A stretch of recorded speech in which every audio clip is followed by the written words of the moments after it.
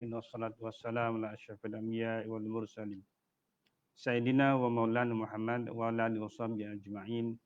Rabbi shrah li sadri wa yassir li amri wa hlul 'uqdatam min lisani yafqahu qawli amma ba'du. Assalamualaikum warahmatullahi wabarakatuh. Para penonton yang dirahmati Allah Taala, kita bersama lagi dalam program Daurah Ramadan. Dan dalam lingkungan kehidupan di bulan Ramadan ini, oleh kerana waktu yang terhad, jumlah yang terhad, bilangan hari yang terhad, maka Allah telah memerintahkan kita untuk berpuasa. Di dalam ibadah puasa ada ruang-ruang tertentu yang perlu kita hayati dan perlu kita dalami berdasarkan ilmu. Sebagaimana hadis Nabi SAW yang berbunyi, Man shama Ramadan imanan wa ihtisaban ghufira lahu ma taqaddama min dhanbi. Sesiapa yang menghidupkan Ramadan, sesiapa yang mengihyakkan Ramadan, menghidupkan Ramadan dengan penuh keimanan, dengan penuh keyakinan pada Allah Ta'ala. Wahtisaban.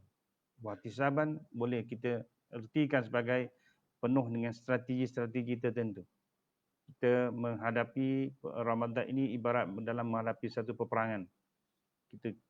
Kalau kita huraikan, menghampiri dengan peristiwa Perang Badar pada 17 Ramadan. Apakah strategi yang Rasulullah gunakan dalam peperangan Badar pada 17 Ramadan? Bagaimana Rasulullah pertama memilih tentang lokasi yang baik dalam menghadapi musuh. Bila mana jumlah tentera Islam hanya 313 orang dalam kaul atau pandangan yang muktamad, tetapi berhadapan dengan musuh seramai 1000 orang. Di kalangan orang-orang yang tidak puasa, yang makan, minum, berseronok, hiburan sebagainya, penuh dengan persiapan, kelengkapan, peralatan, tentera-tentera yang terlatih, bilangan-bilangan orang yang datang dalam keadaan begitu ramai. Tapi bagi dia berhadapan dengan jumlah yang ramai ini, tetapi jumlah tentera Islam tidak ramai. Bagaimana Rasulullah penuh strategi menghadapi peperangan Badar dalam memilih lokasi yang terbaik, lokasi lembah Badar. Kemudian diikuti dengan kedudukan strategi dengan adanya sumber-sumber air yang berada di kawasan lembah Badar, tempat perkemahan orang-orang Islam. Bagaimana Nabi mengatur strategi siapa yang menjadi pemanah, siapa yang berhadapan, siapa yang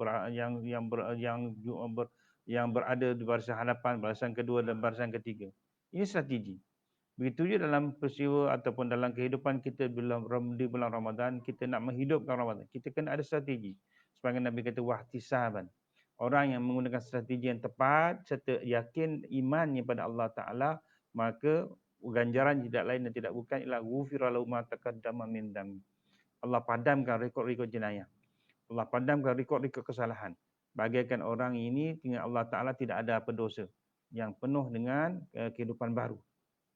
Jadi dalam kesempatan yang ada pada petang ni, kita nak lihat apakah strategi kita menghadapi Ramadan, menghiyak atau menghidupkan bulan Ramadan. Berdasarkan hadis Nabi SAW, kita nak tengok bagaimana Allah berbicara dengan Rasulullah berkaitan apa yang Allah akan berikan, apa yang Allah akan janjikan pada orang-orang yang menjaga Ramadan. Sebuah hadis Nabi SAW riwayat oleh Sahih Muslim. Mafhumnya, setiap amal anak Adam akan digandakan pahalanya sebanyak 10 kali ganda, sehingga 700 kali ganda. Allah berkata, kecuali puasa. Kecuali puasa. Sesungguhnya ia milik aku, dan aku yang akan membalasnya. Orang yang berpuasa meninggalkan nafsu syahwat dan makannya kerana aku. Orang yang berpuasa mempunyai dua kegembiraan. Kegembiraan yang pertama ialah gembira ketika berbuka puasa. Gembira yang kedua ialah gembira ketika bertemu Tuhannya. Sesungguhnya, apa lagi Allah akan beri? Bau mulut orang yang berpuasa lebih wangi si Allah berbanding kasturi. Jadi, daripada hadis ini, memaklumkan, mencerahkan pada kita bahawa orang yang buat kebaikan, maka niat saja kebaikan, Allah beri satu ganjaran. Ini dalam kehidupan harian. Bila ia melakukan kebaikan, apa yang telah ia niatkan awal, maka Allah beri 10. Dan Allah boleh gandakan sampai 700. Dan Allah boleh gandakan sebanyak-banyak kehendak Allah Ta'ala. Bagi siapa yang berniat untuk buat keburukan, Allah tidak beri apa-apa dosa. Tetapi bila ia melaksanakan keburukan, apa yang telah diniatkan, maka Allah berikan balasan dosa yang satu. Jadi, kecuali Allah kata puasa saja. Puasa ialah milik aku. Bukan milik kamu, wahai malaikat. Puasa adalah milik aku. Suka hati akulah yang nak beri seberapa banyak pahala, ganjaran yang besar kepada hamba-hambaku. Kerana apa? Selagi mana ia berpuasa dengan meninggalkan nafsu syahwat dan makannya kerana aku. Jadi, Allah berikan penjelasan kepada kita. Sebab ganjaran bulan Ramadan, ganjarannya bebas Allah nak beri sebanyak mana. Sebanyak mana Allah nak beri. Ibarat macam kita wakilkan seseorang untuk berikan hadiah hamper ke, hadiah buah ke pada satu majlis kerakyatan. Maka hadiah yang diberikan berdasarkan peruntukan yang telah disediakan. Kalau orang yang datang selayaknya dapat satu hamper, satu hadiah, maka hadiah akan dapat satu hadiah. Sebab yang datang hanya orang yang diwakilkan daripada orang yang memberi hadiah. Jadi walaupun orang yang menerima hadiah merayu, mintalah Tuhan, bagi saya lebih sikit, anak saya ramai sebagainya.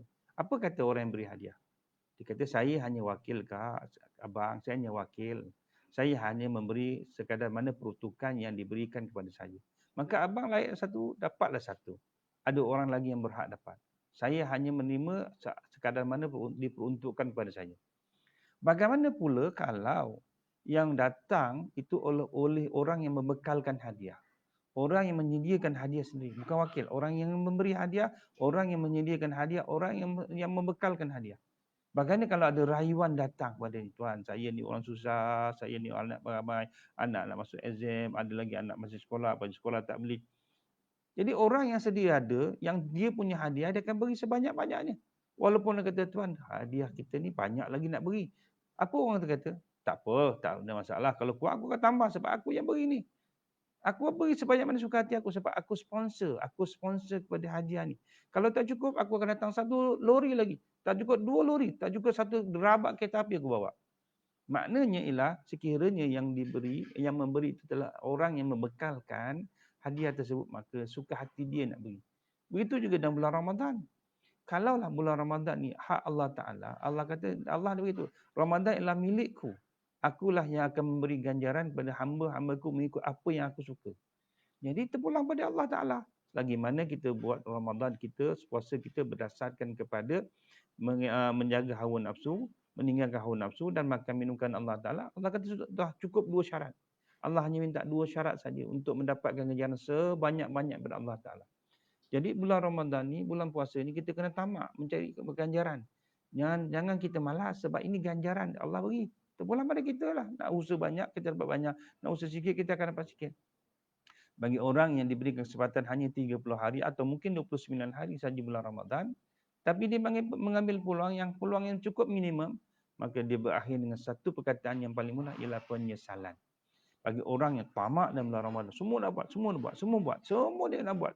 Sebab dia kata ini peluang terbaik, ini peluang yang datang sekali dan setahun, aku kena buat lebih-lebihnya. Penat pun tak apa. Orang ini orang yang berjaya, orang dapat banyak-banyak ganjaran yang Allah berikan. Jadi Allah kata orang yang berpuasa dapat 2 kegembiraan. Gembira ketika berbuka puasa, yang kedua gembira ketika bertemu dengan Tuhannya. Dan tambah lagi satu ganjaran. Bau mulut orang yang berpuasa ini ialah bau harum di sisi Allah Ta'ala. Apa dia kata bau harum di sisi Allah Ta'ala? Bau harum bukan di sisi manusia. Di sisi manusia kita bau memang kurang menyenangkan. Orang berpuasa daripada pagi tadi, gosok gigi, sampailah lepas buka puasa, bau jumpa bulu gigi sebagainya. Jadi bau yang keluar daripada mulut orang berpuasa memang bau yang kurang enak. Tapi Allah kata melalui Nabi SAW, bau mulut orang yang berpuasa ialah wangi si Allah Ta'ala. Bagaimana? Bau kasturi. Allah beri gambaran bau kasturi. Bau kasturi bau yang harum. Kasturi putih, kasturi apa pun, baunya cukup harum. Allah dah beri gambaran begitu. Jadi Allah dah beritahu tentang ini gambaran bau mulut orang yang berpuasa. Jadi terpulang pada Allah Ta'ala. Allah nak beri ganjaran. Dan terpulang pada kita untuk melaksanakan apa yang Allah perintahkan. Jadi dalam kesempatan yang ada pada petang ini, kita nak rebut, kita nak bincang berkaitan ganjaran apa. Amalan apa yang boleh kita laksanakan sepanjang bulan Ramadan. Pertama, yang kita nak rebut adalah amalan bersedekah. Amalan bersedekah. Sebab Nabi telah bersabda dalam sebuah hadis riwayat Nasa'i dan Tirmizi. Apa Nabi kata? Barang siapa yang memberikan makanan berbuka kepada orang-orang yang sedang berpuasa, maka ia akan dapat pahala puasa orang tersebut tanpa mengurang sedikit pun pahala orang itu. Apa maksudnya? Saya berpuasa. Saya berbuka puasa berdasarkan sedekah orang lain kepada saya. Maka pahala puasa saya dapat pada orang yang bersedekah dan saya punya puasa saya dapat pada saya juga. Maknanya pahala puasa saya dibagi dua. Digandakan dua, bukan dibagi dua, digandakan dua. Saya dapat pahala puasa saya dan pahala puasa saya yang satu lagi yang kembarnya dapat pada orang yang mensponsor ataupun menaja berbuka puasa saya. Bayangkan peluang yang Allah beri tahap tu daripada Nabi SAW. Menjamu orang berbuka puasa. Walau dengan sebiji tamar. Walau dengan segelas air. Nabi kata berlomba-lomba untuk membantu, untuk memberi makan pada orang yang sedang berbuka. Orang nak berbuka puasa. Orang yang berpuasa. Bagi dia makan. Itu ganjaran terbesar. Bagi orang yang faham, dia nampak bagaimana peluang ini peluang yang terhidang. Tapi bagi orang yang tak faham, dia nampak satu bebanan. Kita lihat lagi. Dalam sebuah dalam firman Allah Subhanahu Wa Taala. Apa firman Allah Taala yang kita ambil maksudnya saja? Surah Al-Munafiqun. Kita nak tengok apa yang Allah berkata dalam surah Al-Munafiqun ayat 10. Allah berfirman, dan belanjakanlah, dermakanlah, sedekahlah sebahagian daripada rezeki yang aku berikan, kami berikan kepada kamu sebelum seseorang pada kamu sampai ajal maut kepadanya. Kalau tidak, maka ia akan berkata pada saat itu akan merayu dengan katanya, ya Allah, wahai Tuhanku, alangkah baiknya kalau engkau lambatkan kedatangan ajal matiku ke suatu masa yang sedikit sahaja lagi supaya aku dapat bersedekah dan pahala pula aku dan dapat pula aku menjadi daripada orang-orang yang soleh. Allah memberikan kita maklumat awal. Orang-orang yang telah sampai ajalnya memohon pada Allah Ta'ala merayu, ya Allah, lanjutkanlah sedikit, tangguhkanlah sedikit kedatangan ajalku. Supaya apa? Supaya aku boleh bersedekah, ya Allah. Ketika mana ajal manusia sudah sampai, baru manusia terfikir untuk bersedekah. Sedangkan Allah dah beritahu awal, dah beritahu awal lagi. Allah dah maklumkan pada firman dalam Al-Quran, Allah dah maklumkan pada Nabi SAW. Allah dah cerita semua-semua. Berbagai-bagai surah dalam Al-Quran. Bagaimana Allah menggalakkan, menyuruh, menggalakkan orang-orang Islam, orang-orang hamba-hamba Allah untuk bersedekah. Sebab tu Allah kata bahawa orang-orang yang rajin bersedekah, dia rasa berbangga. Tapi bagi orang yang tidak rajin bersedekah, tidak rajin memberikan sumbangan, sampai masanya ditarik umurnya, barulah dia kata, ya Allah, alangkah baiknya, alangkah baik. Semua berkata alangkah baik. Alangkah baiknya Allah, kalau kau lambatkan sedikit saja lagi, ya Allah, supaya aku dapat bersedekah, ya Allah. Supaya aku dapat ganjaran pahala sedekah aku dan terkulur dengan orang-orang soleh. Jadi ini pandangan, ini kata-kata orang yang mana? Orang yang sentiasa terlewat, orang yang sentiasa dalam penyesalan. Bila dah sampai ajal, baru terfikir untuk dilanjutkan usia dapat bersedekah. Sedangkan Allah dah beritahu awal. Allazina mathalul ladzina yunfikuna amwalahum fi sabilillah kamathali habbah. Mathalul, Allah beri gambaran. Mathalul ladzina yunfikuna amwalahum fi sabilillah. Perumpamaan orang-orang yang bersedekah pada jalan Allah Taala. Kamathali habbah, seperti sebutir benih, sebiji benih. Allazi ambatat sab'a sanabila fi kulli sumbulatin mi'atu habbah. Setiap benih ini bila tumbuh jadi sebatang pokok, maka keluarlah 7 cabang, 7 dahan. Dan setiap dahan menghasilkan 100 buah. Mi'atu habbah. Lahirlah 100 buah dan dalam buah itu ada biji-biji yang lain. Macam mana Allah gandakan menjadi 1 menjadi 7 tambah jadi 700. Kita tengok pohon dulu-dulu lah. Dulu tanam sebiji buah durian. Sampai hari ini buah tu beribu-ribu keluar. Beribu-ribu keluar buah durian. Sampai bertahun-tahun, berpuluh-puluh tahun. Masih lagi anak cucu cicit dan sebagainya dapat merasai nikmat buah durian yang ditanam oleh moyang mereka dahulu. Bayangkan masih berjalan berterusan. Jadi Allah beri gambaran tentang sedekah ni. Allah beri contoh mudah. Supaya hamba Allah ni mudah faham. Mudah nampak apa ni seperti benih. Pokok, biji benih 1 tanam jadi sebatang pokok, keluar 700. 1 batang 100, 1 batang 1 dahan 100, 1 dahan 100, 1 batang pokok keluar 700 buah baru. Itu buah baru. Kalau buah baru ni pula biji ni tanam pula tumbuh lagi, tumbuh lagi, tumbuh lagi. Tengok ganjaran sedekah yang Allah berikan kepada orang-orang yang bersedekah. Contoh sahabat-sahabat Nabi sallallahu alaihi wasallam, contoh Abdurrahman Al-Auf. Bila Nabi berkata tentang ganjaran sedekah, belum sahabat-sahabat bersedekah. Antaranya Abdurrahman bin Al-Auf. dia ada 8,000 dirham. Dia ada 8,000 dirham. Dia keluarkan separuh 4,000 dirham kepada Nabi, separuh 4,000 lagi dia simpan. Ya Rasulullah, ini 4,000 dirham. Aku serahkan pada jalan Allah Ta'ala. Dan 4,000 lagi aku simpan untuk ahli keluarga aku. Rasulullah berdoa pada Allah, Ya Allah, berikanlah keberkatan pada harta Abdurrahman bin Auf. Doa Nabi SAW memang makbul. Harta Abdurrahman bin Auf begitu banyak. Sehingga satu ketika Aisyah radhiyallahu anha sedang berada di rumah, ketika mana dia berada di rumah, tanah bumi Madinah bergegar. Lalu Aisyah tersenyum. Dia kata apa? Inilah harta kabilah Abdurrahman bin Auf baru balik daripada mengembara atau berniaga. Banyaknya gerombolan kafilah unta-unta yang membawa barang-barang yang dan keuntungan yang didapati oleh Abdurrahman bin Auf. Kaya. Orang kaya raya. Dia sedekahkan separuh. 4,000 disedekahkan, 4,000 lagi simpan untuk keluarganya. Siapa lagi yang Allah bawa kisah lagi tentang selain Abdurrahman bin Auf? Seorang lagi bernama Asim bin Adli Al-Ajlani. Asim bin Adli Al-Ajlani, dia ada 117 pikul buah kurma.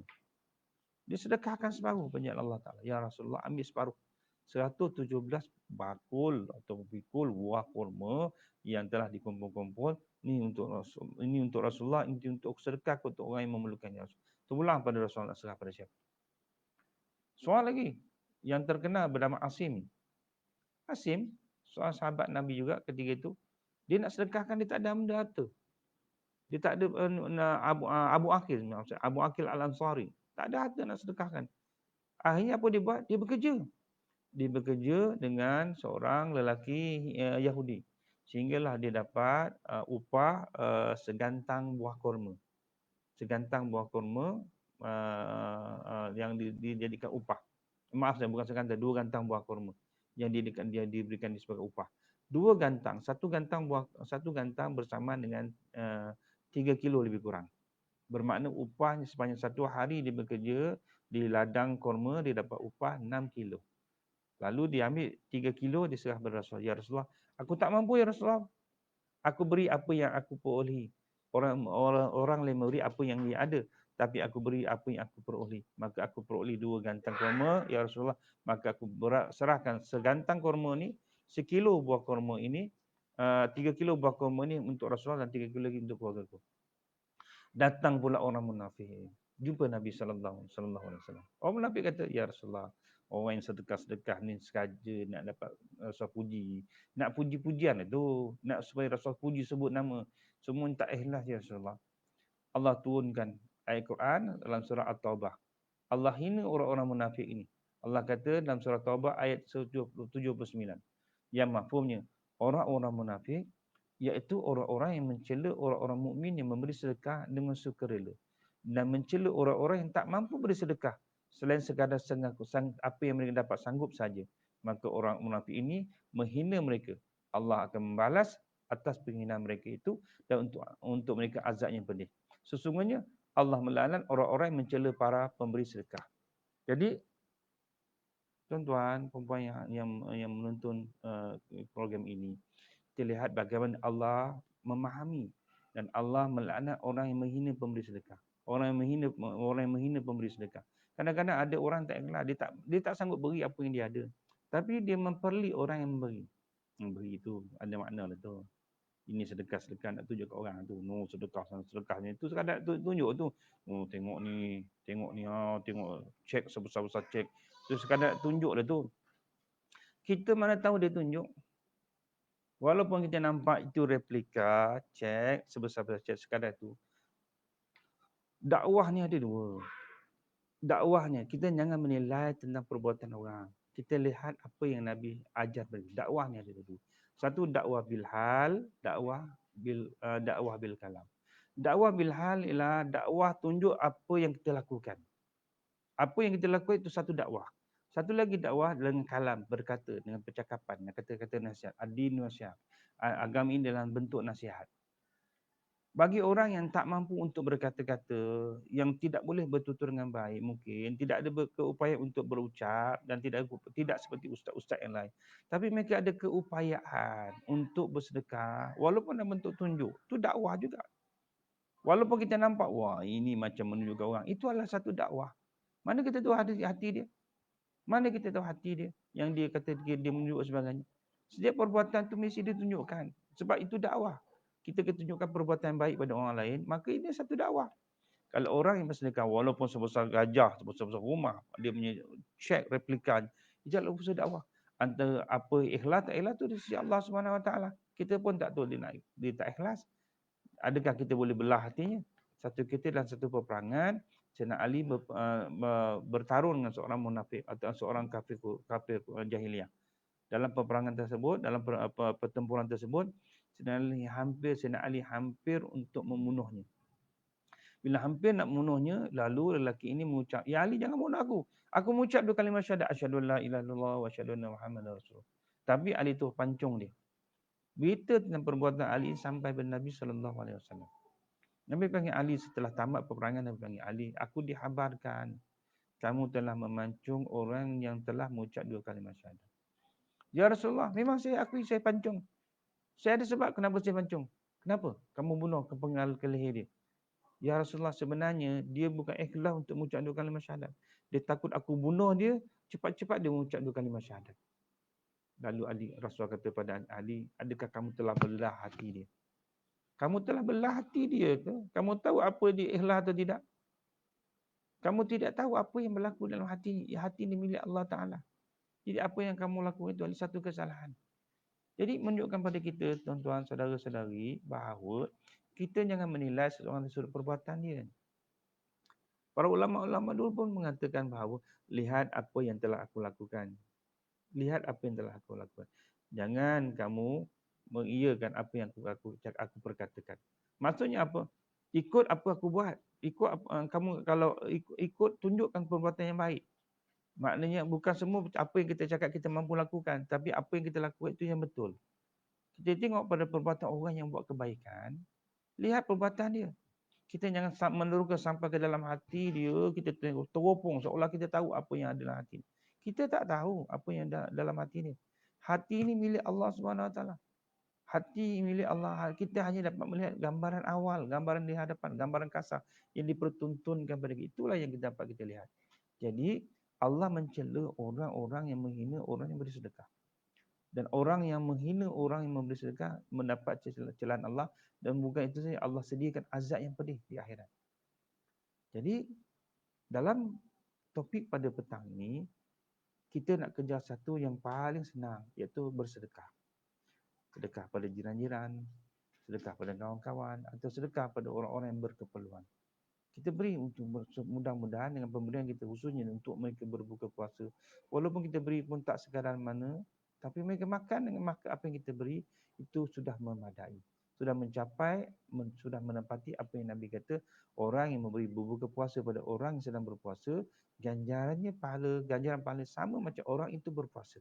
Dan tidak mengurangkan sedikit pun ganjaran puasa orang yang sedang berpuasa.